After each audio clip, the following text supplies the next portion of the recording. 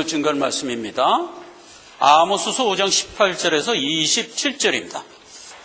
화 있을진저 여호와의 날을 사모하는 자여, 너희가 어찌하여 여호와의 날을 사모하느뇨? 그날은 어두우며 빛이 아니라 마치 사람이 사자를 피하다가 곰을 만나거나 혹 집에 들어가서 손을 벽에 대었다가 뱀에게 물린 같도다.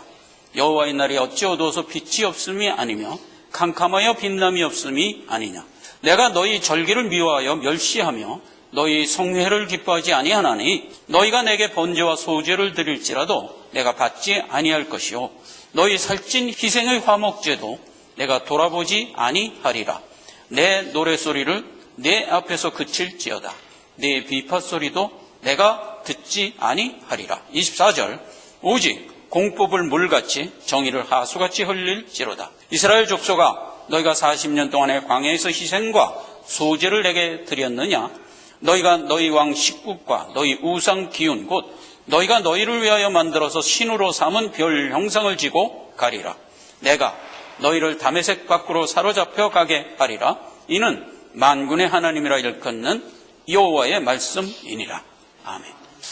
정의를 강같이 흘릴지로다.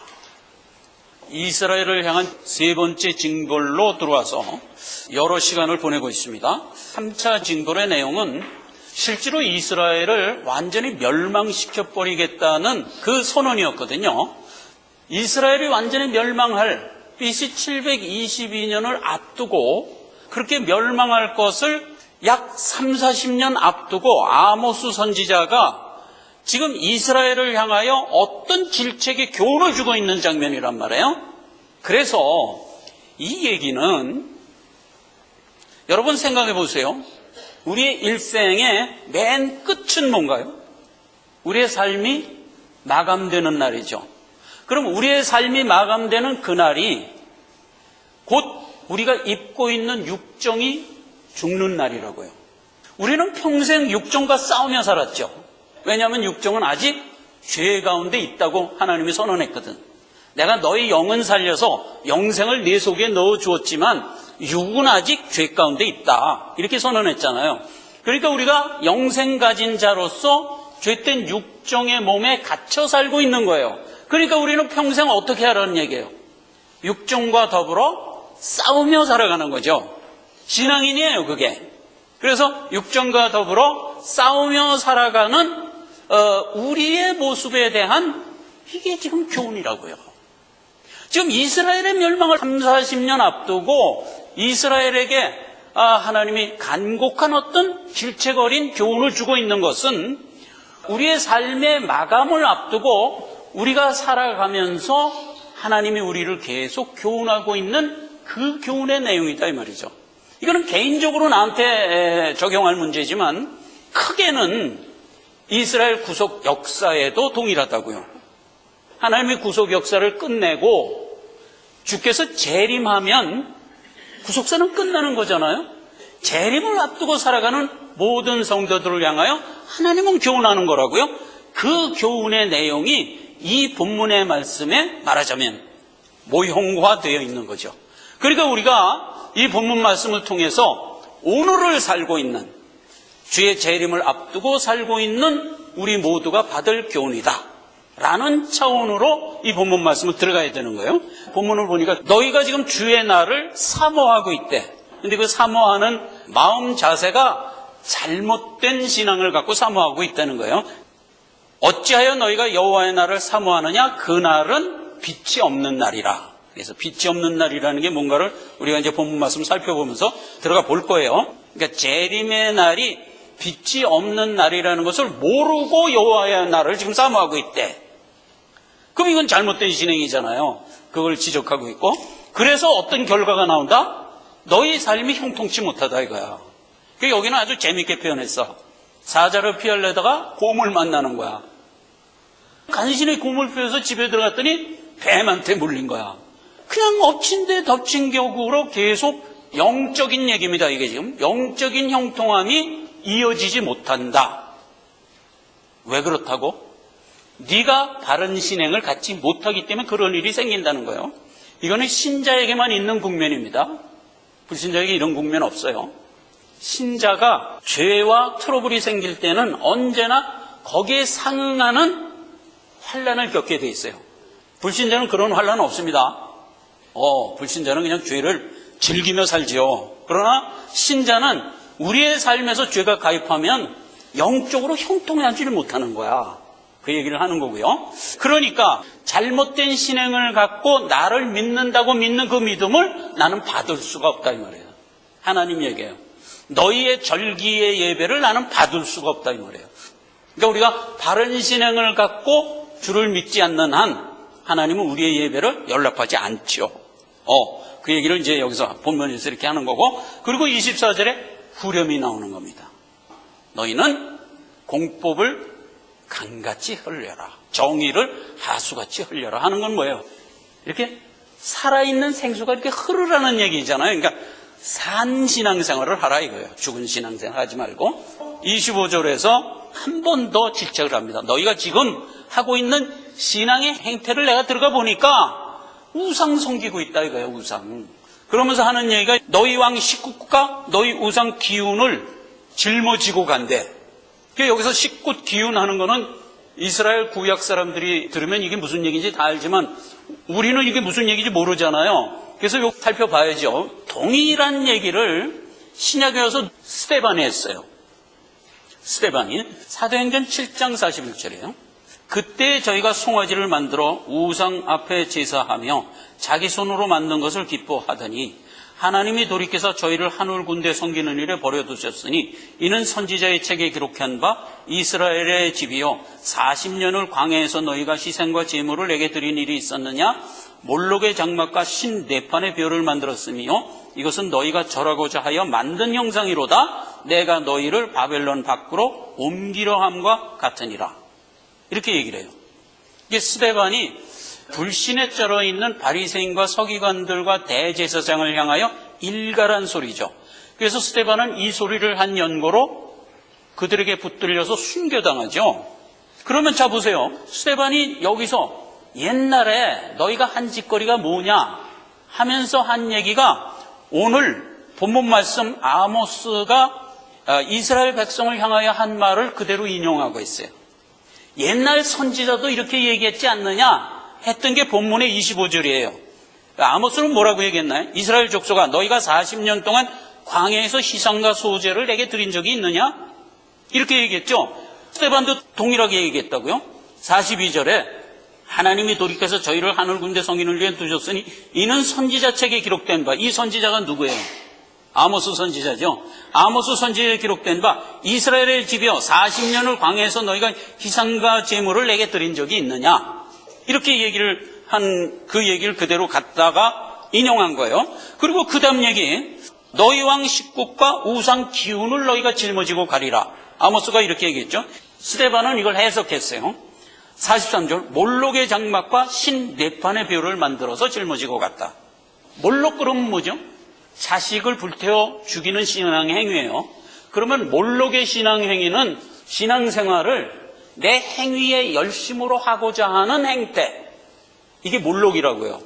그럼 신앙생활을 그렇게 하고자 하는 거는 절대로 신앙이 아니라니까. 신앙이 뭐냐 할 때 절대로 열심이 아니다 하는 것을 얼마나 많이 들었어요. 그러니까 여기서도 그 얘기예요. 원칙을 얘기하는 거예요. 신앙생활은 열심이 아니라고. 열심히 끝으로 가면 어디까지 간다? 몰래까지 간다니까. 그거는 불신 중에서 상불신이라고요. 그러면 신앙생활이 뭐냐? 신앙생활은 하나님이 내게 베풀어 준 것을 믿고 가는 게 신앙생활이란 말이에요. 하나님이 나한테 베풀어 준 게 뭐예요? 하나님이 나에게 베풀어 준 거 딱 하나예요. 이놈아 너는 내 새끼니까 내가 너에게 생명 줬어. 이거 하나라고요. 바른 신앙을 갖고 간다는 것은 하나님이 내게 생명 줬어. 감사합니다 하고 가는 삶이다 말이에요. 그렇기 때문에 신앙생활은 내가 살아가는 삶의 행보에서 하나님이 내게 영생 줬다는 걸 알고 살아가느냐 모르고 살아가느냐의 차이라니까. 그걸 알고 살아가는 것이 내 백성이고 그걸 모르고 살아가는 것이 불신자란 말이에요. 신앙이 좋으냐 나쁘냐가 이렇게 간단하게 갈린다니까. 그 얘기를 여기서 또 하는 거잖아요. 몰래기다 이 말이야. 네 신앙이 열심이라니까, 장렬함이라니까. 이건 전부 불신이라고요. 그 다음에 이제 레판의 별이라는 거는 자꾸 기복신앙으로 가는 거야. 어떤 우상을 섬기면 복을 받을 줄 알고 그걸 늘 들고 다니는 거야. 그러니까 신앙생활의 목표를 어디다 둔 거예요? 세상에 재물을 더 많이 얻는 데다 신앙의 목표를 둔 거야. 레판의 별이란 말이에요. 구약에서는 기윤.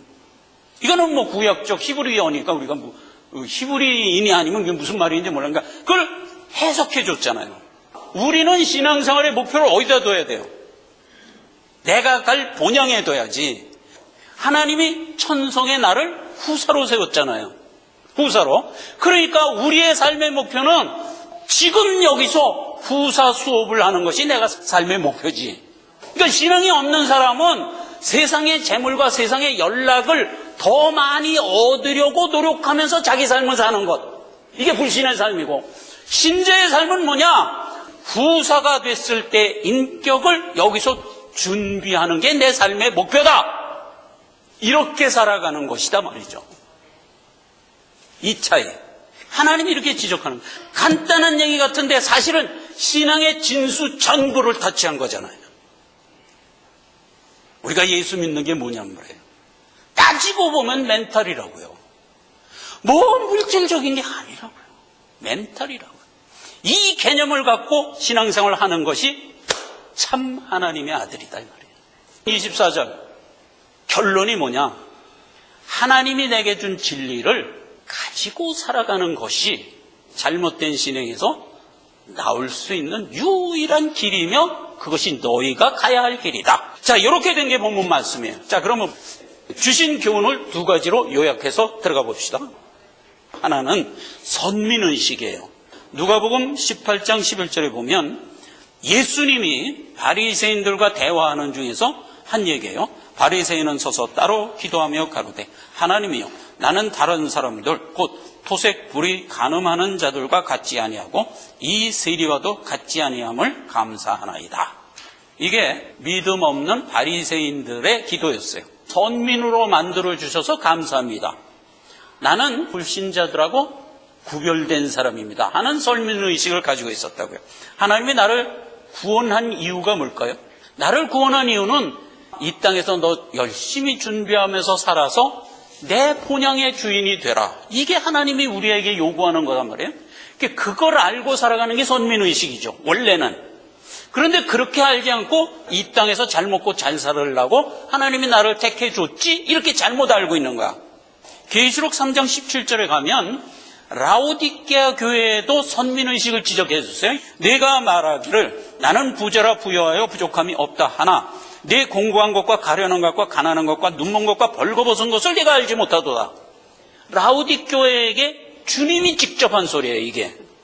그러면 라오디게아 교회는 계시록의 7교회 중에서 맨 마지막 교회죠. 맨 마지막 교회면 무슨 의미인가? 재림을 앞두고 살아가는 오늘날 우리의 모습이에요. 우리가 바로 라오디게아 교인의 교인들이라고요. 마지막 때의 교회의 교인이거든. 그러니까 우리가 들을 말이라고요. 그러니까 우리가 이 땅을 살아가면서 나는 부족한 게 없다. 나는 잘 먹고 잘 산다.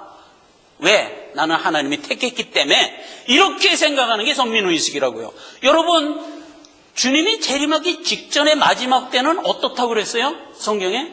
데살로니가 5장 2절에 뭐라고 그랬어요? 아주 풍요롭다고 그랬죠? 뒤로 갈수록 아주 풍요로운 거예요. 그러니까 우리는 지금 이 풍요로운 때를 살고 있어요. 소위 믿는다고 생각하는 나는 이 풍요가 하나님이 나를 택했기 때문에 준 거지 라고만 생각하고 살아간다 이 말이에요.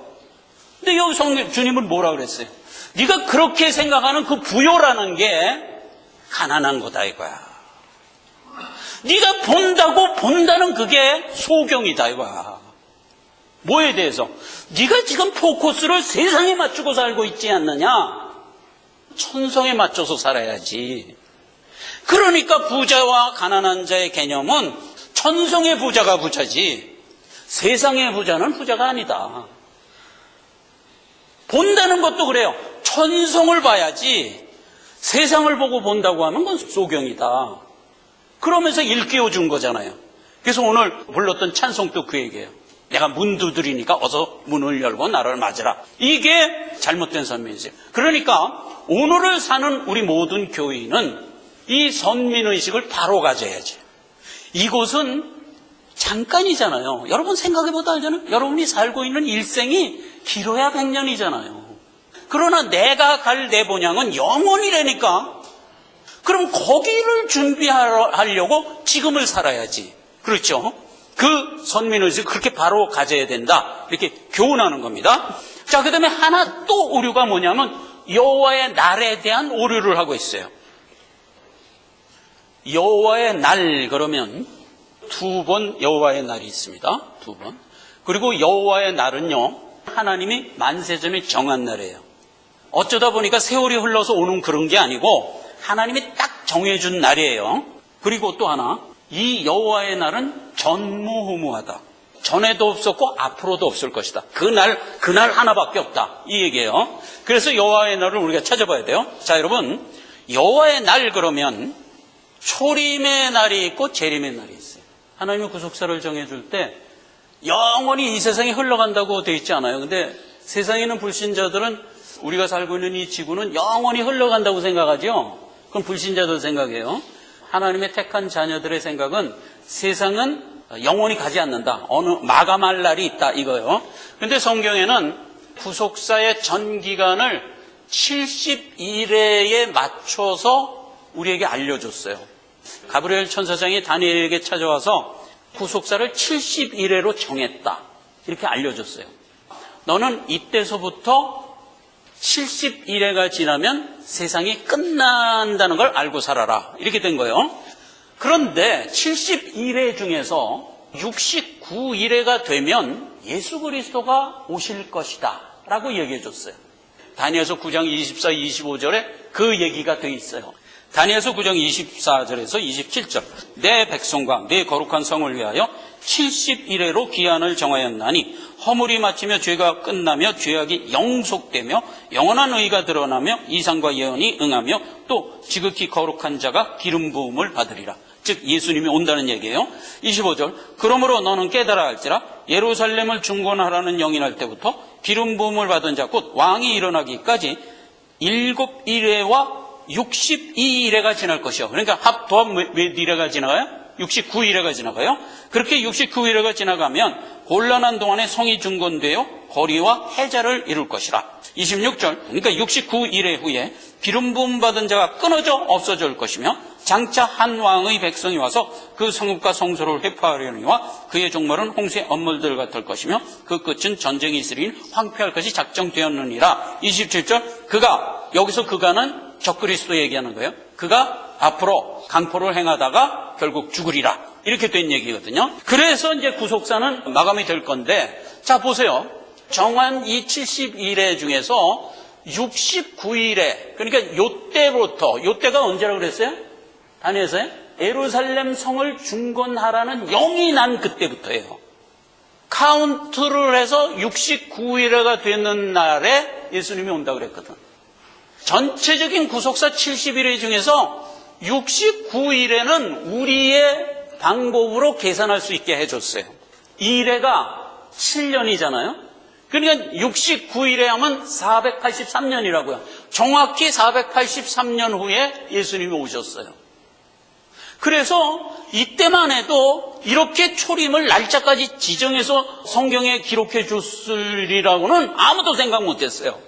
지내놓고 보니까 초림은 날짜까지 지정해 줬구나 하고 알게 됐던 거예요.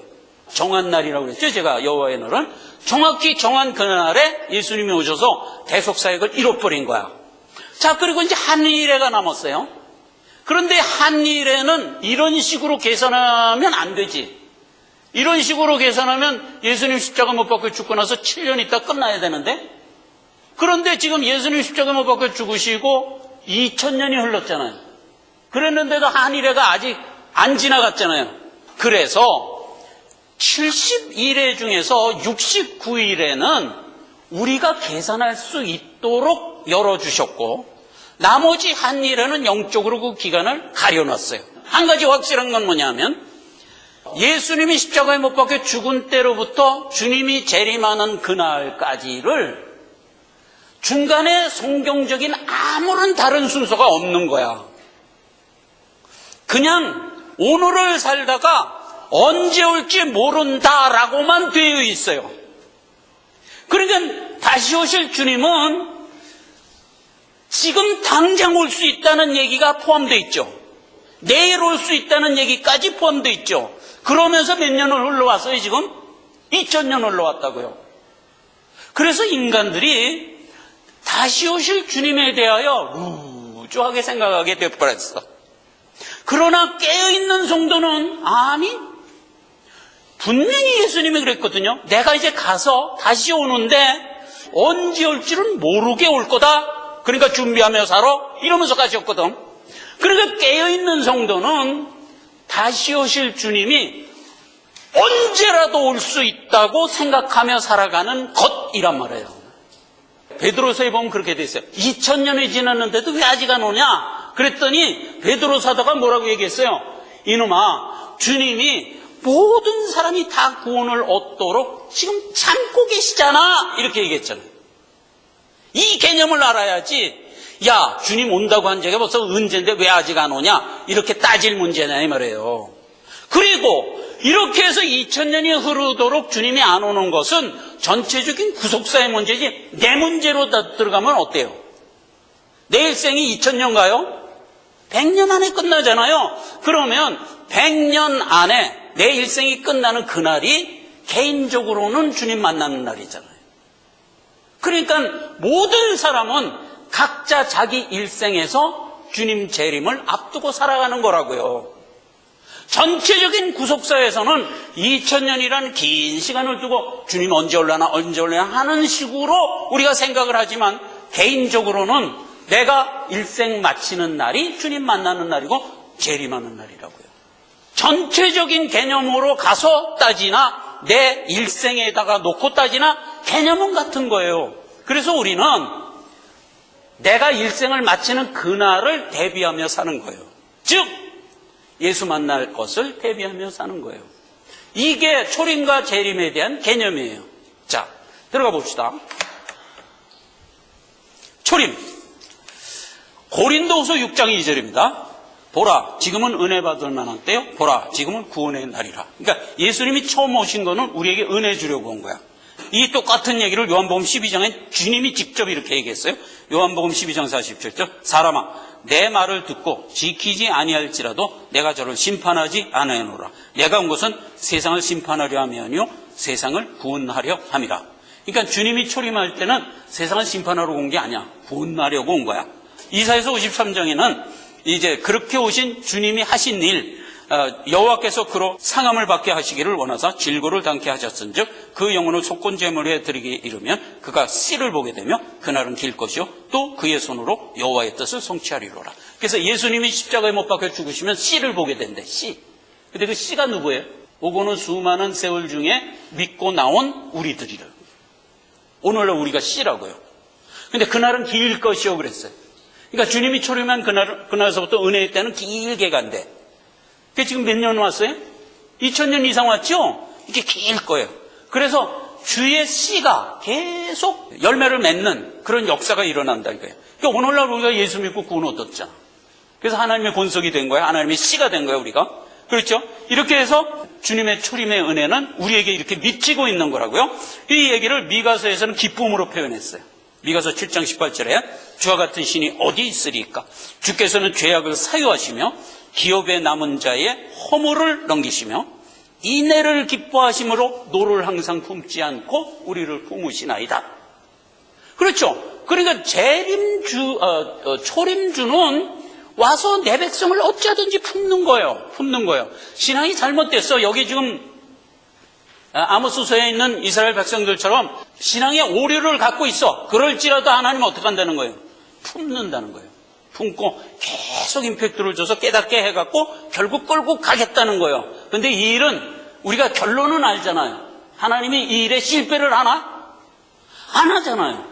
아무리 내가 속된 말로 개판을 쳐도 하나님은 절대로 그 일에 실패를 안 한다고. 하나님이 이긴다고. 이것도 내 신앙이 지금 비록 안 좋다 할지라도 하나님이 결국 이긴다니까. 퍼서버런트, 궁극적으로 완성하고야만 한다고요. 그러니까 우리가 그걸 믿고 나를 추스리면서 주님과 동행해 가면 되도록 돼 있는 게 초림.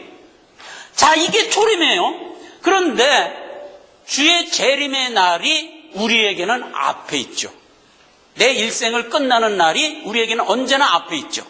그래서 그걸 준비하면서 오늘을 살아야 돼요. 그래서 재림에 대하여 우리가 알아야 돼요. 여기서 너희가 여호와의 날을 알지 못하고 있다 이놈들아 했을 때 여호와의 날은 재림을 얘기한 거예요. 그 날은 빛이 없는 날이래. 빛이 없는 날이에요. 여러분, 빛이 없는 날을 인류 역사는 아직 한 번도 경험해 보지 못한 거 아세요? 빛이 없다는 것은 은혜가 없다는 뜻이에요. 그럼 하나님이 이 세상에 은혜를 베풀지 않은 날이 인류 역사에 단 하루라도 있었나? 없었다니까. 한 번도 경험해 보지 못한 날이에요. 그래서 아모스 선지자가 그 얘기를 하는 거예요. 너희가 지금 대망하고 있는 여호와의 날 재림은 이놈아 그날은 빛이 없는 날이야 이 말이에요. 무슨 뜻일까? 하나님의 은혜를 거둬간다는 뜻이에요. 왜 거둬갔을까? 하나님이 택한 자기 자녀를 정한 수가 다 차서 몽땅 하나님의 장중으로 옮겨놓으면 세상에는 구원 얻을 하나님의 택한 자가 없지. 다 구원했으니까. 정한 수가 찰 때까지라고 그랬잖아요. 하나님의 구속사를 언제까지 이끌어간다? 하나님, 내 백성의 정한 수가 찰 때까지 나는 구속사를 이끌어갈 거다 이랬잖아요. 그러니까 하나님의 정한 수가 다 차면 하나님이 세상의 은혜를 베풀 이유가 있어요, 없어요? 없다고. 그러니까 거둬가는 거예요. 거둬가는 걸 여기 뭐라고 얘기했어요? 그날은 빛이 없고 암흑이다 이 말이에요. 이게 재림이라고요. 재림 때는 은혜는 없는 거예요. 있을 필요가 사실 없지. 내 백성이 다 구원됐는데 누구를 위해서 은혜를 베풀어? 예수님이 누구를 위해서 십자가에서 죽고 내 백성이 없는데. 그러니까 다 걷어가고 그때는 세상에 뭐만 남는다? 형벌만 남는다 이 말이에요. 그 얘기. 누가복음 21장 22절. 이 날은 기록된 모든 것을 이루는 형벌의 날이니라 이 말이에요. 이게 재림이에요. 우리가 일생을 마치고 주의 품으로 들어가고 나면 형벌만 남는 거예요. 형벌만.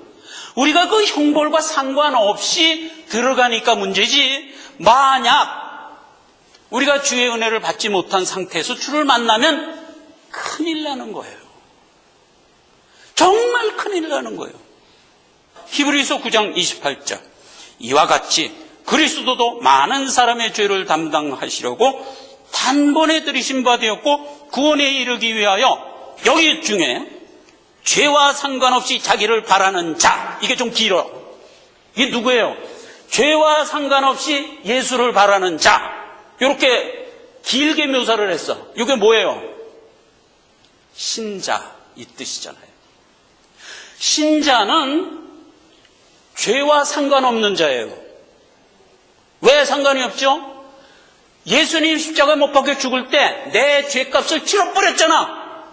그래서 나는 지금 내 안에 죄가 없어져 버렸잖아. 그래서 죄와 상관없는 자가 또 있어요.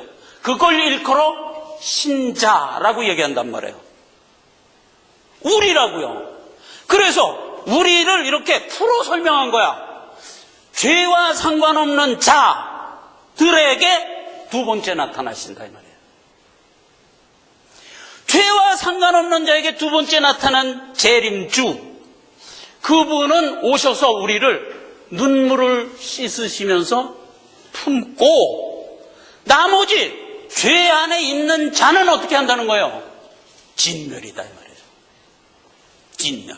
그래서 그 진멸하는 장면이 계시록 19장 15절에 그의 입에서 이한검이 나오니 그것으로 만국을 치겠고 친히 저희의 철장으로 다스리며 또 친히 하나님의 전능하신 맹렬한 진노의 포도주 틀을 밟겠다, 이렇게 된 거예요. 그러니까 내 백성은 죄와 상관없으니까 하나님이 품어 장중으로 옮기고 나머지는 진멸이다 이 말이에요. 이게 주의 재림의 날이라고요. 그래서 그날을 무슨 날이라? 형벌의 날이라. 이걸 누가 알아요? 모든 신자가 알고 살아가는 거잖아요. 그런데 여기 아모스서에 소위 이스라엘이라는 신자가 이 여호와의 날을 모르고 살아가는 거야. 누구 들으라는 얘기예요, 이게 지금? 오늘날 우리 들으라는 얘기잖아요. 우리가 지금 이걸 알고 살아가야 된다니까. 이제 주님이 곧 오셔서 나를 테이크오버 하러 오실 때 나는 죄와 상관없이 주를 만날 자다 하는 걸 알고 살아가야 된다고요. 내가 뭘 잘나서 죄와 상관이 없어요? 아니, 하나님이 내 죄를 씻어줬기 때문에 상관없는 자가 된 거예요. 그걸 믿고 나는 살 뿐이지. 내가 뭘 해서 죄를 사함받은 게 아니고 나는 오직 하나님이 해준 것을 믿고 살 뿐인 나를 데리러 온다고요. 신자에게는 누구나 복이지. 내가 뭘 해서 이 엄청난 영광을 받아요? 그냥 받는 거잖아요, 그냥. 그러니까 주님이 초림에서 우리에게 은혜 베푼 거, 또 그냥 준 거고, 재림에서 우리를 데려갈 때도 하나님이 만들어준 모습으로 데려가는 거야. 내가 뭘 해서 데려가는 게 아니고, 다만 나는 뭐만 했다? 하나님이 그렇게 해준 거를 알았어요 하고 겨우 믿은 것밖에 없다 이 말이에요. 한 게 없다고, 한 개. 해서도 안 돼. 하겠다고 해도 안 되는 거예요. 원래 신앙이라는 거는 그냥 믿으면 되는 거예요. 그렇죠? 그걸 예수님이 테이크오버로 재림 때도 그 일을 하러 오시는 거예요, 사실은. 그리고 나머지는 진멸. 그래서 마지막으로 하나를 알아보고 이 시간을 끝냅시다. 여러분, 하나님이 나를 구원해 줬다는 것을 내가 알고 살아가는 걸 믿음이라고 그랬잖아요. 믿음. 그러니까 우리는 재림 예수를 만날 때 무엇을 갖고 만나야 되나? 믿음을 갖고 만나야 돼요. 그런데 이 믿음은 내가 노력해서 결단해서 가진 거예요, 여러분? 아니에요. 하나님이 입혀준 거예요. 그러니까 여기서도 헷갈리면 안 돼. 내가 가진 믿음은 내가 결단하고 노력해서 가졌지라고 생각하면 그건 믿음 아니야. 그건 믿음 아니라고요. 하나님이 내게 덧입혀준 거니까 깨닫고 아멘 하고 간 게 믿음이에요. 그래서 나의 믿음은 하나님이 내게 입혀준 거예요. 이거를 예수님이 복음서에서 예화로 우리에게 들려줬어요. 예화. 혼인잔치 예화로 들려줬어요. 그래서 그거 하나 살펴보고 이 시간을 끝냅시다. 자, 혼인잔치 예화. 마태복음 22장 10절서부터 이 얘기가 진행됩니다. 종들이 길에 나가 악한 자나 선한 자나 다 만나는 대로 모두 데려오니 혼인잔치에 손이 가득한지라 임금이 손을 불러 들어올세 거기서 예복 입지 않은 한 사람을 보고 가로되 친구여 어찌하여 예복을 입지 않고 여기 들어왔느냐 하니 저가 유구무원이거늘 할 말이 없거늘 이 말이에요. 할 말이 없거늘 임금이 사원에게 말하되 그 수족을 결박하여 바깥 어두운 데 내어 던지라 거기서 슬피 울며 이를 갈며 있으리라 하니라. 청함을 받은 자는 많되 택함을 입은 자는 적으니라. 이렇게 된 거예요. 혼인잔치 비유가 재림 예수를 만나는 것에 대한 비유예요. 자, 그런데 혼인잔치의 주인, 그러니까 즉 하나님이 시장거리에 나가서 모든 사람을 잔치에 다 초청하라 그랬어. 다 초청하라 그랬어. 그러니까 사람들이 이제 잔치다 그러니까 다 온 거야. 다 와서 이제 그 잔치 자리에 손이 가득한지라 아갈아갈한 거야. 이제 아갈아갈한 거야. 그런 상태에서 주인이 야 이제 잔치자리에 손님이 다 꽉 찼냐? 그러니까 이제 종들이 꽉 찼습니다. 그래? 그러면 내가 가서 보리라. 이게 뭐예요? 내가 재림하리라 이 얘기예요. 꽉 찼냐 하는 얘기는 그 안에 내 백성 다 들어왔다는 뜻이고 그래서 이제 들어가 본 거야. 뚝 들어가 보더니 어떤 사람은 예복을 입었는데 어떤 사람은 대부분의 사람은 예복 안 입고 온 거야. 그러니까 이제 주인이 야 저 예복 안 입고 온 것들은 다 뭐야? 안 되겠다. 예복 안 입은 사람 다 일어나. 이렇게 된 거예요. 그러니까 이제 몽땅 일어났네. 전부 바깥으로 나와. 전부 바깥으로 나왔네. 죽여. 이렇게 된 거예요. 아니 무슨 잔치에 죽여가 있어. 그래서 생각해 보세요. 예복을 안 입은 자는 전 몽땅 일어나라 그러더니 끌고 나가서 저것들 다 죽여. 그리고 예복 입은 자들만 데리고 잔치 진행하고 끝난 거예요. 이 예화란 말이에요. 그래서 예복이 도대체 뭐냐 이 말이에요. 예복이. 제가 말씀 중에 계속 얘기했죠. 하나님이 나를 구원했어가 무슨 뜻? 하나님의 뜻. 우리는 하나님의 뜻대로 행해야 될 사람이잖아요. 하나님의 택한 자녀니까 하나님 뜻대로 행해야 돼요. 그러면 하나님의 뜻대로 행한다는 건 지지난 시간에 우리가 뭘 살펴봤어요? 뭐 여러 가지가 있을 거라고 생각하는데 이건 전부 틀린 얘기라고 그랬죠. 뭐 착하게 살아야 돼, 선하게 살아야 돼, 봉사해야 돼, 이런 거 전부 틀린 얘기라고 그랬죠. 그럼 뭐야? 하나님의 뜻대로 산다는 거는 하나님이 나를 구원해서 생명 주셨지. 요거 알고 살아가는 게 하나님의 뜻대로 살아가는 거예요. 여기서 하나님의 뜻대로 행하라 하는 얘기는 살아라 이 뜻이에요. 하나님이 나에게 생명 준 것을 믿고 살아라가 하나님의 뜻을 행하라라는 말이에요. 같은 말이에요.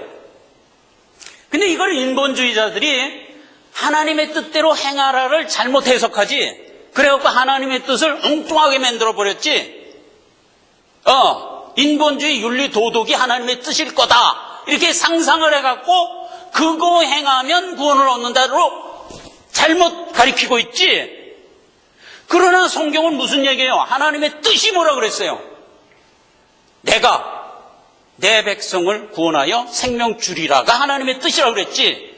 그래서 그 뜻을 이루기 위해서 하나님이 예수 보고 뭐라 그랬어요? 야 예수야, 너 내려가서 십자가에 못 박혀 죽어라 이랬잖아요. 하나님 스스로가 십자가 못 박혀 죽는 거야. 왜? 자기 뜻 이루려고. 그래서 예수가 이 땅에 와서 십자가 못 박혀 죽는 것은 자기 백성을 저희죄에서 구원하려고 란 말이에요. 이게 하나님의 뜻이라고요. 그러니까 이 하나님의 뜻을 우리에게 행한 거예요, 하나님이. 그래서 된 결과가 뭐예요? 아까 이사야서 53장에도 그랬죠. 그가 속건 제물을 드릴 때에 씨를 보게 될 것이다 그랬잖아요. 그러니까 예수가 십자가에 못 박혀 죽음으로써 씨를 보는데 그 씨가 누구예요? 우리라니까. 그래서 모든 씨들은, 우리들은 하나님이 한 그 행위를 믿고 나가면 그게 믿음을 가진 거다 이거예요. 믿음을 가진 것이 곧 여기서 얘기하는 예복 입은 거다. 이 예복을 입지 않고 주를 만나면 믿은 게 아니다 이 말이에요. 이렇게 비유를 한 거예요. 말씀을 맺습니다. 우리는 주의 날을 예비하면서 살아야 돼요. 누구나 다 예비를 하면서 살아야 돼요. 이거는 구속사 전체적으로 볼 때도 의미고 내 개인적인 삶으로 좁혀 들어와도 개념은 같아요. 우리는 우리의 일생을 마치면 우리가 마지막에 주를 만날 거예요.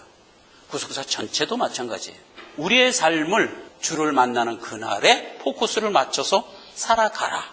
정의를 강같이 흘리며 살아라.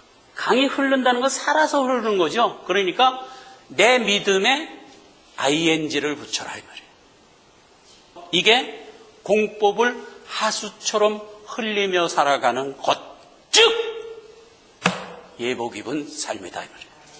기도하겠습니다. 아버지 하나님 은혜를 감사드립니다. 공법을 하수처럼 정의를 강같이 흘릴지로다 한 얘기는 우리가 가진 믿음을 자각하면서 재림주를 맞을 준비를 하면서 살아가라고 교훈하고 있습니다. 우리의 믿음 어떠한 상황에서라도 굳건히 붙들고 나갈 수 있도록 하여 우리 모두가 예복 입은 자가 되게 하시옵소서. 예수님의 이름으로 기도했습니다. 아멘.